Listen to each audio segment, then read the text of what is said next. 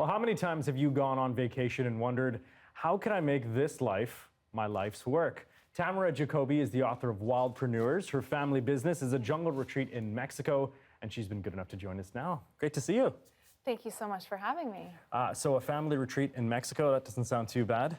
No, it's an adventure. Yeah, tell us a little bit about the adventure. How did you end up working in this business?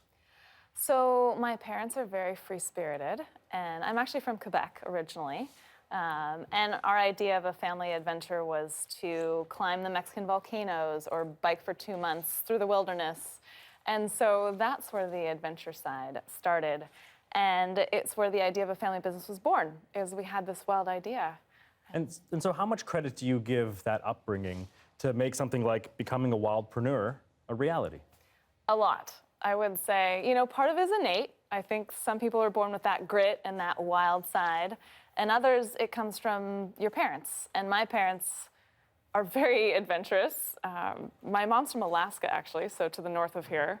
And my dad grew up going to this lake in Quebec where I grew up. And so the combination of them and their free-spirited perspective, and also I think I have a fair amount of grit from the genes that I got. And so those two things merge, and I think in the end creates the wildpreneur personality. And so tell us, what happens at Tailwind Jungle? So we are a retreat center that we attract a lot of retreats actually from Vancouver. So yoga retreats, and then honeymooners and family vacationers. And it's just a quick flight, 5 hours from here. And we are glamping set up. So imagine Swiss Family Robinson treehouse style accommodations. Very open air, very jungle. Yes, so best of both worlds. Glamping meaning glamorous camping? Yes, yeah, exactly. Fair way of saying it. And speaking of interesting words, I love the word wildpreneur. What would you say your definition of a wildpreneur is? Oh, this is such a good question. So the book will say it's about turning passion into business. But I've actually realized that wild has two senses. One is, for me, it's been about a wilderness experience, creating a business in the jungle. But it's also wild in the sense that wild plus entrepreneurship is about blazing your own trail through business. So you're going into the wilds, into an unconventional setting, and you're creating it as you go along. There's no recipe, there's no model. And so wildpreneurs have that willingness to go into the unknown.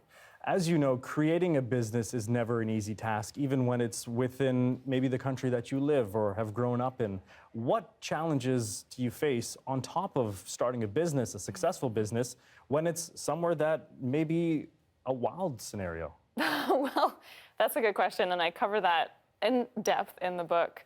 For us, there was adaptation in many forms, culturally, environmentally. For a family from Quebec, we really had no idea how to build in the jungle.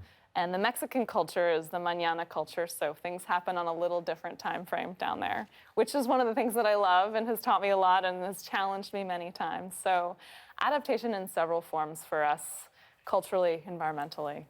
Was this always the path for you? I know you talked about your free-spirited upbringing, but were you ever faced with a difficult decision of pursuing this versus pursuing something that maybe felt a bit more traditional to Canada? Yeah, absolutely. I had a moment, because I wrote up the business plan for the lodge in college. There was a class called Entrepreneurship 101. And so I had this wild idea from these family trips that we had done. And so I said, let's build this eco lodge. And at the same time, I was offered a job on Wall Street. And so for graduation, I actually was a February graduate. So I skied down a mountain in my cap and gown, wintertime, and I had this business plan on one hand and this job opportunity, big city life, in the other. And I really had to listen to my heart and say, okay, what makes me come alive? And that was my moment where fork in the road, two radically different paths, and I headed to the jungle. Uncertainty isn't for everyone. What advice would you have for someone who's considering something similar? I think you have to go deep, go within. Ask yourself, do I have the grit to stick with this project? I think many people have that wild idea, and the difference between a wildpreneur that's in it for the long haul and those that kind of dabble is your commitment to it. Are you willing to persevere through the challenge? In Mexico, we call them the topes, the speed bumps, the inevitable twists and turns, and the things that are going to throw you off and knock you down. And you have to be willing to work through those and know that, as Thich Nhat Hanh says, no mud, no lotus. So you get through the mud to get to the lotus. So why write a book about all of this? So we've been in the jungle about 15 years now, and around year 10, I was noticing this trend of people coming to me with these wild ideas, not just for a jungle lodge, although many people do dream of starting a lodge somewhere in the wilderness, but also just wild ideas in all forms. You know, it could be a food truck down the road here, it could be a yoga studio, it could be a podcaster, a digital nomad. So people were coming to me and saying, how did you start your wild business and what do you wish you had known? And I realized I couldn't put that into a sentence or two. And so I started writing and decided, okay, well, I want to be able to offer this first as an adventure story and also a practical tool for people to apply. Because I didn't want to write another boring business book. I wanted something that people would really get engaged in and learn through story.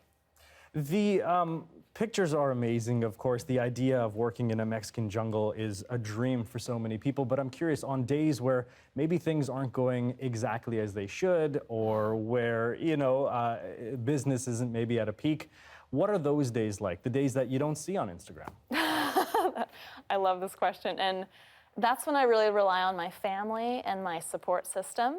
Wildpreneurs talk a lot about synergies and community, and that's another reason I wrote the book, actually, is to offer a community for people that are blazing their own trail so they don't feel alone. And it's on those hard days when you just want to go for a surf or go for a hike with a friend, another wildpreneur, and say, hey, this is what I'm going through, and have somebody to listen, but also empathize and understand and offer that support. Tamara, it's great to meet you today. Thank you so much for making the time. Yeah, thank you.